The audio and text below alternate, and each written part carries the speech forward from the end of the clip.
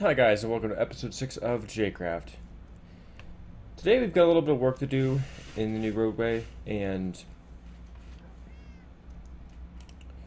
I built this roadway after I did all these few in the time lapses because I want to start spreading out my builds a little bit, and I've decided that I want to do some of the 116 builds way out over here. Now I've spent a lot of time in creative for a few of the ones I'm about to build, but I'm not sure I'll be able to get all of the ones I want to build in a single episode, just due to some of them being a little on the complex side. So I'm definitely going to have a basalt generator. I've got the soul soil for it. I still need to go get some of the packed ice, or not even packed ice. I think you need blue ice for it. And once I have that, I'll have my own source of basalt, and I won't have to worry about mining it in the nether. And then I want to get one of both of the new tree farms. Technically they're fungus, but they do provide wood. It's a weird combination, but I should be able to have the crimson and the warped as well. I'm not too sure where I'll put them quite yet, but I'd definitely like to be able to put them over here. I might even go back a little bit further. I'll have to do some landscaping here. I want to fill in all the water here, and there seems to be a new recipe. I wonder if I can showcase the new recipe for dirt. So if you take gravel and dirt twice over, I'm not sure if you have to, yeah, you have to craft it like this. It'll create coarse dirt. This sounds strange, and it doesn't make a lot of sense to me, but if you take coarse dirt and a hoe, you'll actually end up getting rid of it and turning it back to regular dirt, which we're going to use this method to actually create and fill our holes. Since we now can get dirt from dirt, if we can get dirt from dirt, we can use that with the new piglin trading that gives us a bunch of gravel to make dirt infinitely. So this means that we can landscape, and I could tear out some of the land, and then I could add a lot more back to it, which means I'm going to attempt to get this to look a lot better once I've got my buildings in place. I'd love to landscape this out and see what I can do with it, because there's a lot of room back here, and with all these water holes, it's not really that great. It's quite a mess back here. In essence, it's really a mess back here just due to the water holes, but I want to flatten most of this out first and then hand build the rest of the terrain, but I want to have my roads in here first so that I can know what I'm doing. So with all this coarse dirt, if we take it to a hoe, we can actually turn this into regular dirt. And I'm not sure what we could do with this. There's got to be a way we could automate this somehow.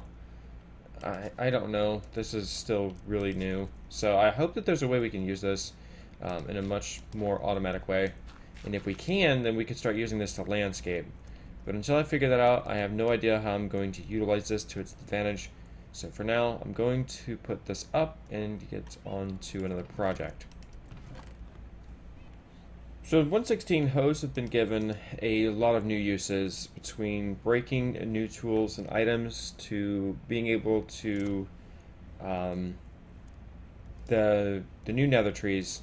So I'm not sure if I want to break it down a tree system with the hoe or if I want to do it with something else. So I've spent a little bit of time in the creative testing world trying to develop a farm for the fungus. Originally, I was going to go with this design over here, and I spent a lot of time on this. I'm really proud of this design, but the efficiency of what it meets is not substantial enough for me to want to actually use this consistently. Now, I could use a TNT duper up here and not really pay it much mind, but it's so inefficient and inaccurate that I'm not sure I'd even want to use it even with a TNT duper. So I don't really want to dupe TNT to farm the new nether trees. I feel like that's a little too cheaty with this. I do it with my concrete and cobble because that stuff is, I use that quite a lot. But I don't want to do it for this because it's just not necessary. So the original idea was you'd plant down 10 of your fungus choice down there. You would unlatch the blocks after all of them are grown. They'd move back a block because these pistons are extended, which would give you the exact block you need to drop them down. Since the netherite blocks or ancient debris, whichever you chose, is blast resistant and movable, you can have it move out and not destroy your redstone behind it, and still drop TNT clean through the trees. And the problem with this is that the brain I have up here, I have two brains. I have two hemispheres for these brains, one to work on the left and one to work on the right. The problem is that it doesn't drop enough TNT to properly clear these trees out. I believe 8 TNT would be more efficient, but it also just takes so much TNT per run that this just was not cutting my needs as the farm design I had in mind. I'll probably end up tinkering with this a bit later to see if I can maybe rearrange this, extend this, change this to where it would work for my needs, but for right now I don't have a high need for this much of this wood. So I wanted to find something a lot cheaper and a lot user friendly, and I've come up with this duality farm. Originally I was going to plant and make 2 farms for this. One to grow them, that is grow the trees, and one to actually make the funguses at a different location. But with this, I don't have to. I've sacrificed a little bit of extra space to give myself some space for a redstone clock, as well as a sorting system up here to deal with all of the components that need to be composted. So I have all the crimson roots and the warp blocks here, as well as the twisting vines, not the twisting vines, the weaving vines, the twisting vines, as well as all the other blocks up here, and the warped roots. Now, this is actually really efficient, but I'm not sure it's going to return enough bone meal for me due to a single flaw I have with this design, is that I have so many trees growing on this platform that by the time I cut them down, this entire area is most, if not completely, just netherrack again. So as you can see, there is actually a crimson nylium over here under some glass, and that way I can actually start bone mealing this all back. Now underneath each section there's actually some dispensers right here in these exact spots. These spots allow me to completely cover most, if not all, of the farm. The only reason it wouldn't is if that by some chance, which is very rare, that let's say that this block gets bone mealed. If it does, and a crimson root spawns here, this one won't fire its bone meal, which means that it's not going to fire it, but on average it's about 50% successful, if not more. It is rare for that to happen, but with the randomization, it can happen a lot more than you'd like it to. And with perfect timing, I believe I have this at the best timing possible, that there's enough timing for the water to go away, and then the next bone meal will hit, and then it'll get flushed away. But there's this weird issue that I'm not quite sure I understand. But once it gets bone mealed, the water flushes away slanted. And I'm not quite sure why it does this. I wish it wouldn't, but it does. I don't know why. But as you can see, all the items are going to get collected and sent up to the bone mealing, the composting, and the crimson wart are going to be put over here, or the crimson fungus are going to be put over here, and the warped fungus are going to be put over here. And then I can choose to store all the other items as color coded up here. So all the crimson stems are on this side, all the glow shrooms are in these 3 columns, and all of the crimson stems are going to be in these barrels. I was going to do chests, but I kind of like the way this looks, both front and back, as well as I don't see anything behind this, and I don't really want to. I will probably end up moving this a little bit further away. That way, it kind of gets in the way a little bit of the trees that grow around here. Now, oddly enough, I think that this side will randomly spawn crimson roots, but not the crimson fungus. I might be wrong about that. Yeah, it's randomly spawning the crimson roots, but not the crimson fungus. But this side can spawn the warped fungus, but nothing else. And it's very rare. But as you can see, there's one right there. So I'm going to end up getting a lot more warped fungus in this than I want. So I'm not sure, but all the bone mealing seems to be pretty good.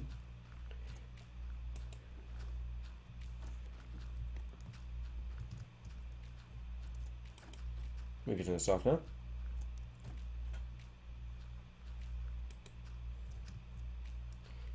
I'm not sure that this up here is going to catch all these roots. I probably need to expand this one on each side again, just to make sure I'm covering all of this. But for the most part, this works. And then the only thing I'd have to do is grab some bone meal, grab the fungus I want to plant, and just bone meal all of them as they grow up. Now, I'm not going to modify the ground any. What I mean is, I'm not going to plant one and then clear it out for the next fungus because I don't really need the stems as much as I need the extra chance of bone meal and the glow shrooms. So I'm going to leave the stems alone. The stems, I think I get about 9 stacks every 2 harvests, which is about 4.5 stacks. I could end up getting 7 stacks if I were to do that and clear this properly, but I think that for now this is efficient enough, and I would like to build this in the survival server. So we're going to go do that now, and once it's done, I will show you guys the completed product. I'm definitely going to have to find a building for this, but for right now, some simple spawn proofing on this should be okay. But I don't plan to start using this for a bit. I want to wait for a little bit to start using this because I need to get a lot of bone meal stocked into this. Because just that little bit of running I did took out quite a few stacks of bone meal. But I think I made enough back from the 1 round of growing trees and bone mealing all the warp blocks. I'm not actually going to keep the warp blocks, as I said earlier. They're going to get composted, as they should. And so long as they get composted, there shouldn't be any issues.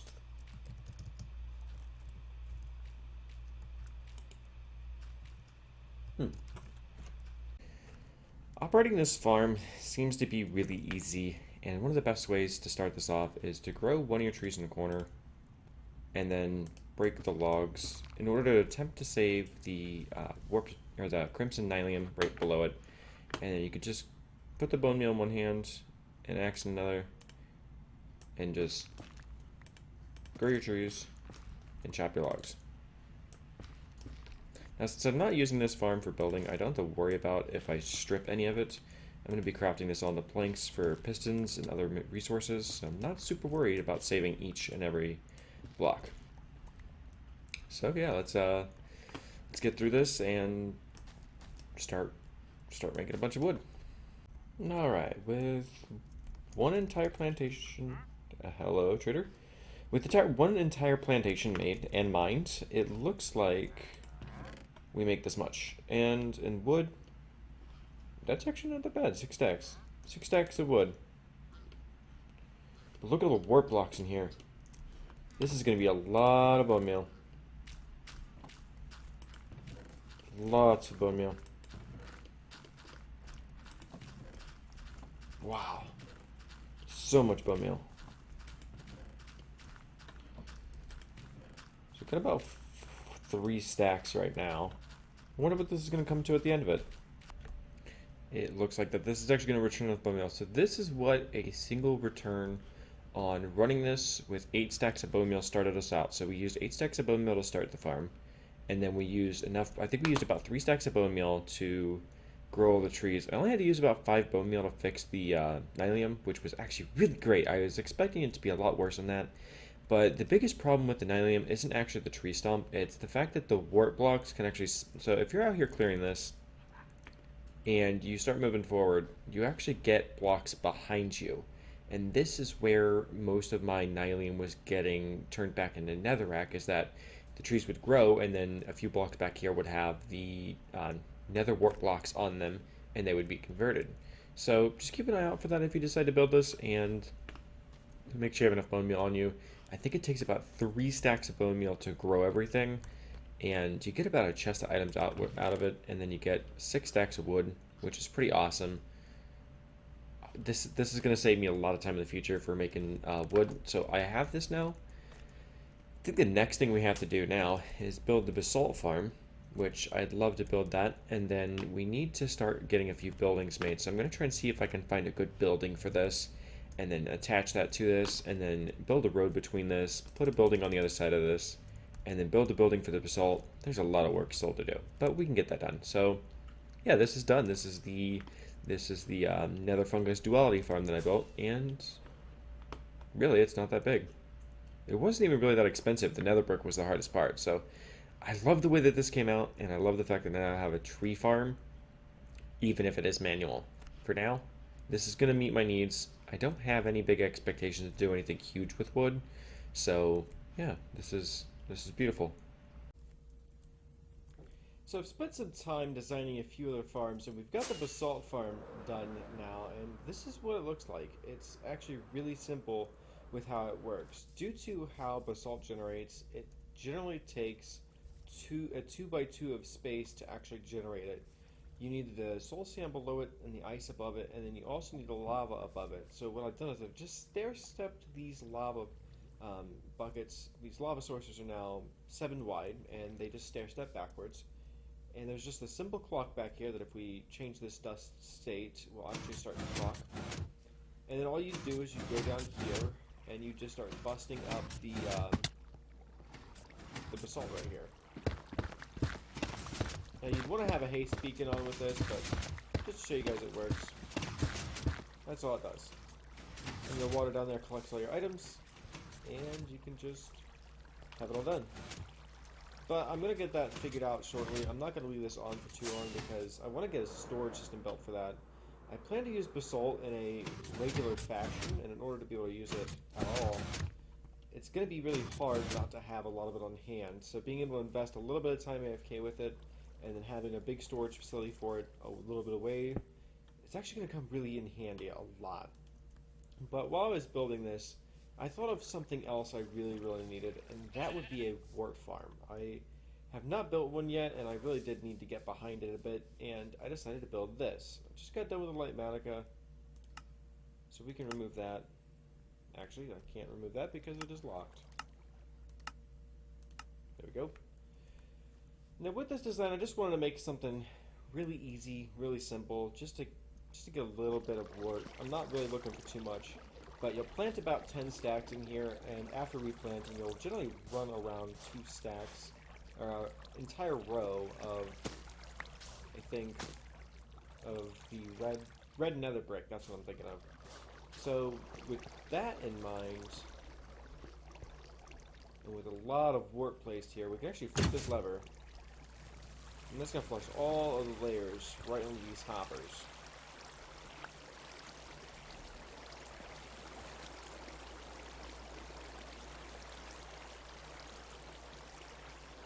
Now I've got to fire off all of these is I've got a bunch of waterlogged trapdoors and a simple slime piston extension here to make it instantaneous.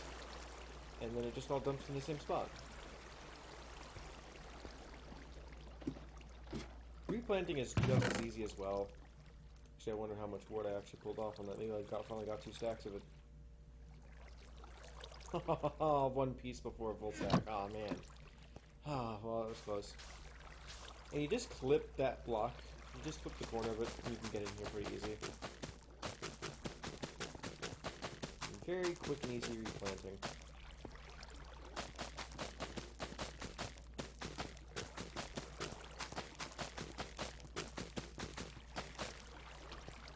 I'm really happy about this because I like to use red nether brick a lot, and it'd be nice to actually have that in access.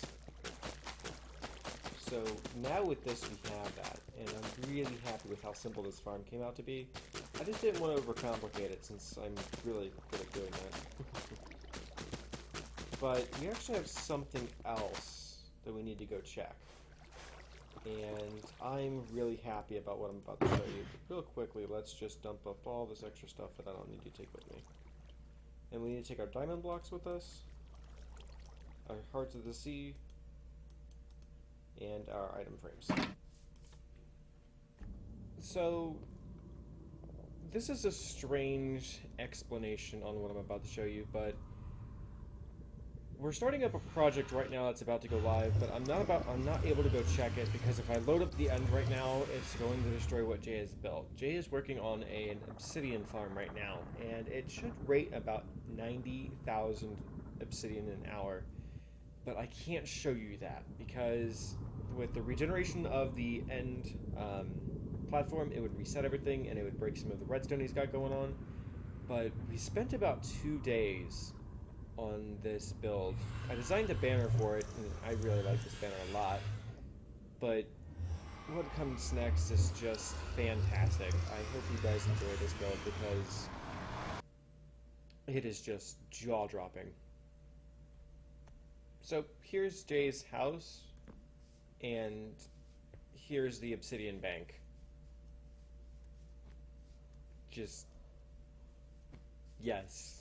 It is made out almost entirely of quartz and gray concrete. We even went expensive on the top of this. There's some gold blocks and some lapis blocks built into the very top of the embroidery. And it's just amazing. We only recently got this project done, but as you can see, this is awesome. This is amazing. This is a lot of combined effort on the both of us for this project. And funnily enough, I ended up showing Jay a building that he wanted to remodel, and it was made out of basalt and quartz and just a bunch of other materials. And this looks nothing like what I showed him. He took a lot of inspiration from what I showed him, but he made something just completely, and if not miles better than what I could think of. This build was a lot of pain. As you can see, there's a lot of stairs in this thing, and there's just a lot of detail put into this build, so it was a lot of work to get this done. But the purpose of this is actually really simple. What we've gotten here is just a bunch of chests, and we just have a lot of shulker loaders in here. There is a net worth of about 2 million blocks of storage in the system above us, and all we have to do is place in shulker boxes into this and set it off, and we'll just load in a lot of these shulker boxes to start unloading the materials that are put in here. The best part about this build is that we only need to use the end for about a day, and Jay is going to AFK an entire day at the Obsidian farm, just store 2 million obsidian into this structure, which means that the next time we come here, we're going to have so much obsidian that we can start off 2 really big projects that we've been putting off for a really long time. But I'm not going to get into that. What we've got to do next is I've got to figure out where the vault room is, because Jay told me something about there's a secret entrance in here somewhere to get into the storage system where we can show off our resources, and I don't know where he put the switch. Well, now that we're down in the vaults area, I can't remember which one Jay said he picked. And I don't even... the security in here is really tight. I don't know how to get in here, but I don't know which one's mine either. Yeah, well, this is definitely not my locker. Look how many diamonds and netherite Jay has. Look at this. Yeah, I don't think we're supposed to be in this one. No, right, we're in our vault now, and I can start placing out my blocks of diamond that I have very, very little of. Yeah, starting to look really pathetic in here. Much better. But I want to add a little bit of flex in here. I want to put my Hearts of the Sea up for display. Yeah, much better. It looks so pathetic, doesn't it? Well, it is what it is. I still cannot believe how much work we spent into this, and the worst part is that... Oh, there he goes. Bye! I didn't even know he was in there. The worst part is that we don't have the replay of this. We spent 14 or so odd hours building this, and replay mod didn't catch it, so we have no footage of this at all. And that sucks, because this was such a big project. It was going to be a really long time lapse. We were going to show off our replay mod skills, and just the sheer scale of this building is it's beautiful. I'm not going to stop marveling at this build for a while, because Jay basically took a build I had and just started ripping parts off it, like, nah, this is too, no, you know, and then he just kept modifying it, and then this is what happened. This isn't even any of the materials I had in the original build besides the quartz. And that's amazing. That shows how awesome this building truly is. And the best part is we even have the ender rods on it to light it up at night, which just, I feel like someone's pointing a little, oh, there he is again, a little light at this thing. And, oh. It's beautiful. So beautiful.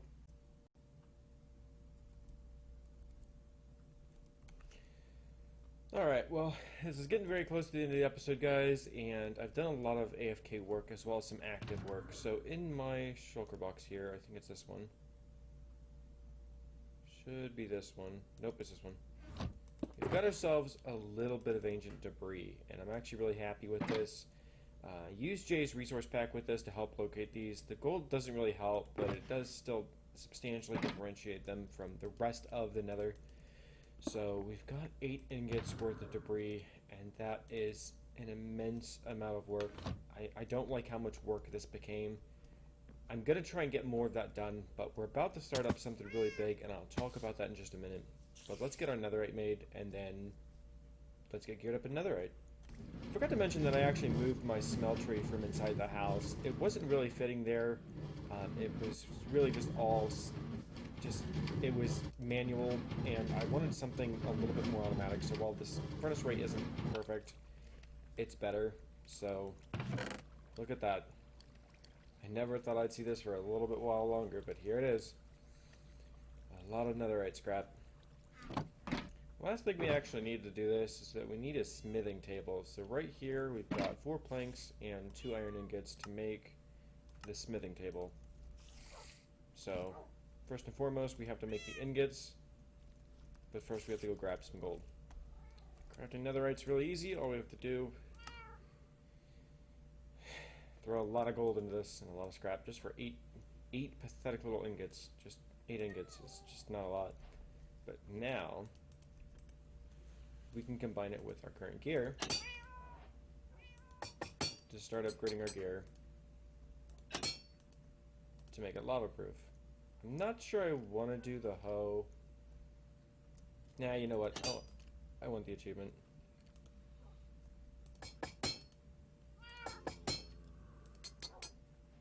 Bam! There's the dedication. Alright.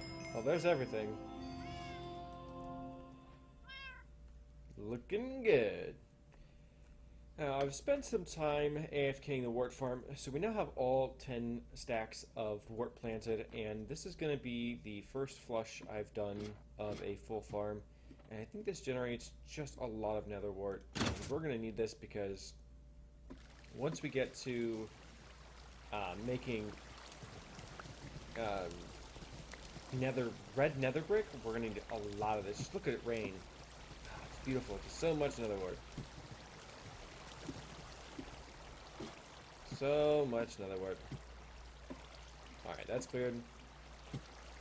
Now we do have the availability with how I build this farm to actually go in here and clear out a lot of this. Sorry, not clear this out. Lost train of thought. We have the ability to actually go in here and plant this really easily.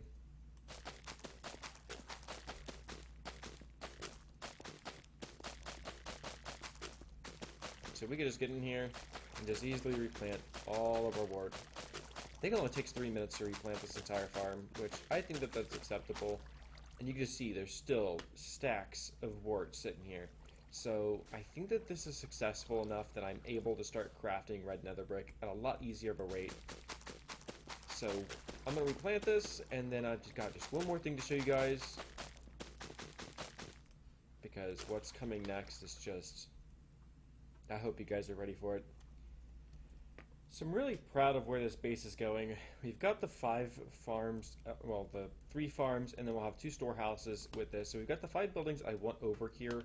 I've got a few other buildings I'm going to place over here that's just going to be purely decorational, but as you can see, this wart farm comes seriously close to this road, and that road should plow right through the back of this. Now, I'm still looking into how I want to plan the rest of this out. We've still got a lot of puddles to do, but there's only one thing left to do for our base right now, and that's to update the maps, because we have not updated the maps since we started these projects, and I'm hoping that it looks really, really cool. The buildings I have for these are going to be even better, but I really want to check them out and see how they look. So it looks like we need to go into the 4th row and just check all those out. 4th row. Let's see what we've got here. That doesn't look like what we want. That's looking more like what we want. Alright, let's take these 2. Yeah, those are going to be the ones we want. Rocket over to him. And there's the wart farm and the basalt farm added to the map. And there's the wart farm added to it as well. Awesome. So now let's go see what the map looks like inside the base. Should look a lot better.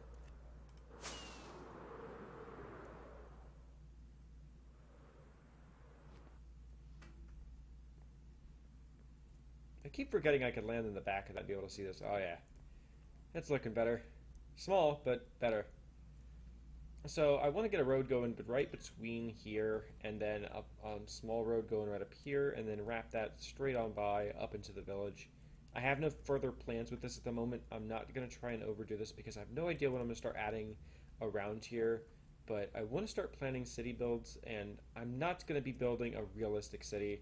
I'm just going to be building what I would want to put in there. So none of the buildings are going to be realistic, but it's time to go for the very end and the very best part of this video, and I'm going to go to spawn because we're about to start the obsidian farm. Alright, well this is the end portal, and we're going to hop on through here and get this farm started. There's a few smaller things that need to be discussed right before we start this, and the first part is that Jay has done an immense amount of work and discoveries and modifications, and there's so much he's done to this. He has changed and fixed a whole lot to this, and what we've come up with I dare not. We're going to have a few issues with the server. So this farm is going to kill the server's TPS down to about 13. And that is going to prevent us from doing anything big. Now, I was out digging for netherite using the boar, and due to TPS, I cannot use that farm because it will murder the server TPS even further. It is going to cause more problems, so I can't do that. It's going to kill the TPS in such a way that playing with TNT is probably not going to be a good idea.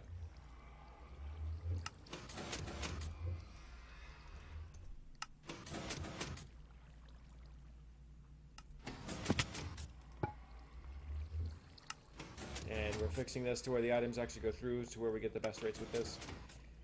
So we're going to let this farm run for about 24 hours. That was the original idea, but we can't. Due to the server running to about half rate, we're going to have to run this for 2 days. So we're about to start this up. So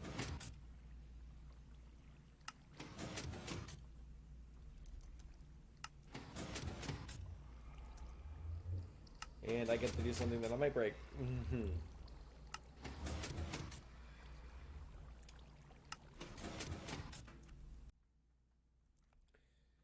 Well, with all of this done, it's looking like there's a lot of work to do, but now that we have a lot of obsidian and we have all of these farms down here done, I really think that that's all there is for this video. I hope you guys have enjoyed the amount of work I put into this.